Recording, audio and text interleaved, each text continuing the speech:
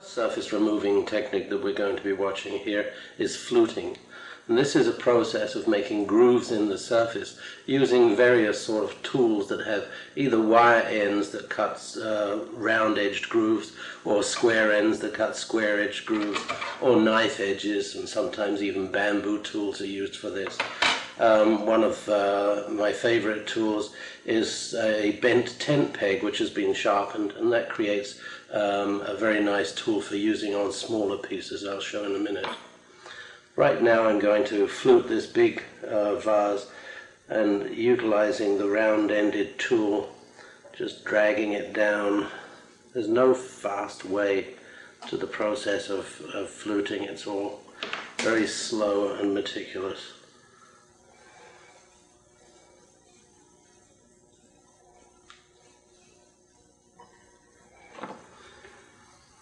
The clay has to be at exactly the right stage for this to work really well. It shouldn't have started to change color or be too hard. It should be just about leather hard or cheese hard state. So we can just pull the tool down without getting too much resistance in the process of doing that.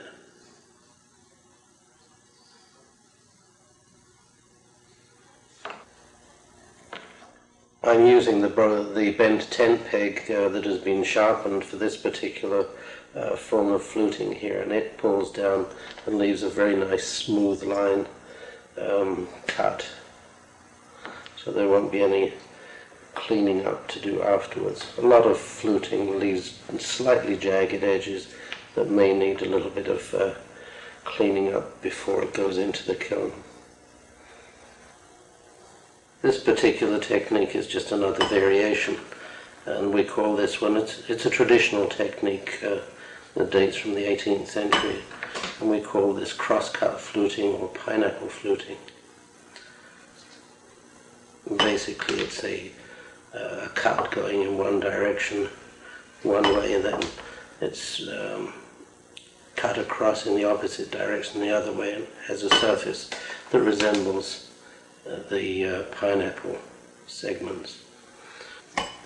So what we end up with here is a series of diamond shapes that stand out from the rest of the cut grooves. And as I say, the quality of the glaze is what enhances the pattern.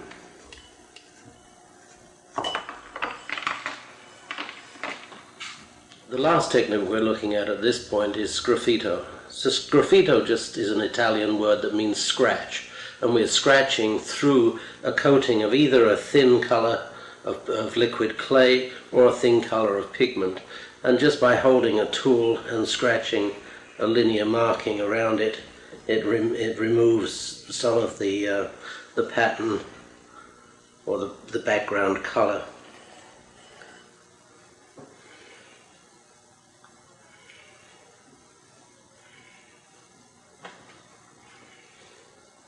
I'm just cleaning out the grooves with this little brush of coconut fiber.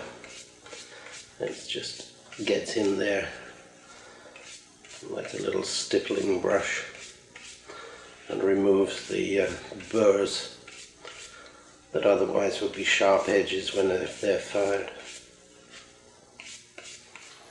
We're now going to look at the process of marks of removal with wax. Washed wax technique, and that is where a pattern is drawn in wax and the background is moved away by sponging after the wax is put on. It can be done right on the bare clay, or it can be done with a coating of liquid clay on top of the bare pot first.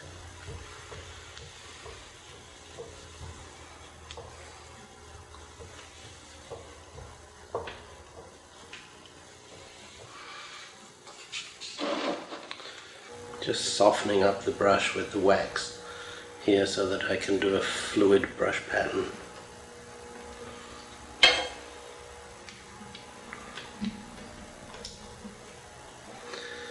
As I said earlier in the program, much of the decoration that is put on pots has symbolic meaning, and the symbols are particularly important to those cultures. And then just taking a sponge and wetting this surface, the wax will resist the water, so what is underneath the wax will stay where it is.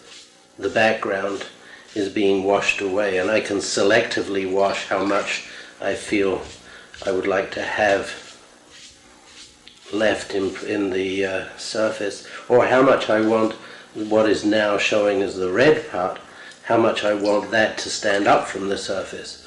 That really is dependent upon the sort of final result that I want to get. It's just, it has to be done at the right time. The clay background part should be in a state where it's almost dry, almost bone dry, or anywhere between almost bone dry and absolutely bone dry is the right time to do that particular technique.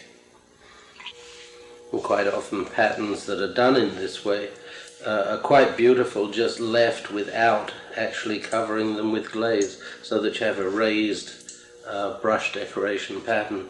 A similar technique as using hot wax can be done by using shellac and brushing that on, but it does take a lot longer for the shellac to dry before you can wash the background away.